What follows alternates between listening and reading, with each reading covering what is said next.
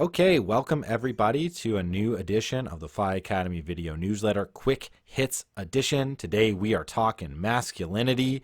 In these quick hits, what I do is I just briefly outline what you can expect to find in the larger video lessons that are sent out on the Phya Academy email list. If you're interested in signing up to the list, I have the link down in the video description, so click it, sign up, and you'll start receiving the longer video lessons. But basically what you would find in that larger lesson is an extrapolation on this basic idea of balanced virtues as the universal understanding of masculinity, because we know that different cultures and different time periods express masculinity differently.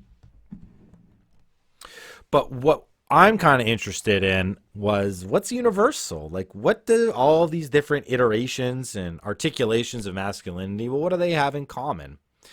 And I use the ancient athletic ideal from ancient Greece of arete, of the most excellent virtue, of the combination of body and mind to drive towards a moral outcome, as this sort of a blueprint for understanding the universals of masculinity as a kind of a balanced whole.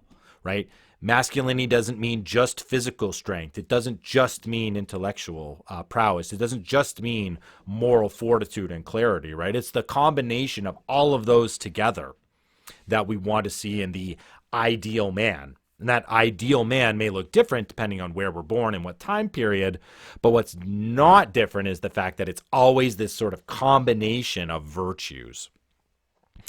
And in the video newsletter, I actually go on to describe a positive model of this through Jean Beliveau. He's the famous captain of the Montreal Canadiens in the 1950s and 60s. And there's some incredible stories of his moral character and outstanding physical accomplishments. And I juxtapose that to the world's very first free agent athlete, a stylist of Croton. Basically, what he ended up doing was not adhering to this notion of balance. And so I don't want to give too much of the story away, but it ends with the people of Croton burning his statue and turning his house into a prison. So you may want to tune in just to see, well, how did that happen? That sounds like a fun story.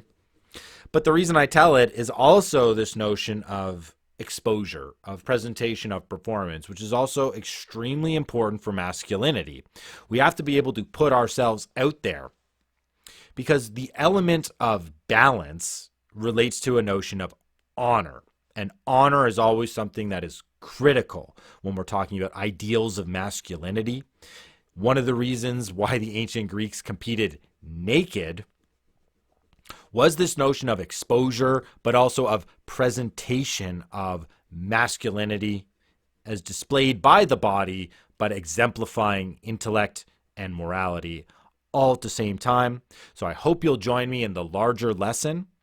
Again, get that link in the email, in the video description below. Pardon me. Sign up for it's a free newsletter, and you're going to get the full lesson right into your inbox.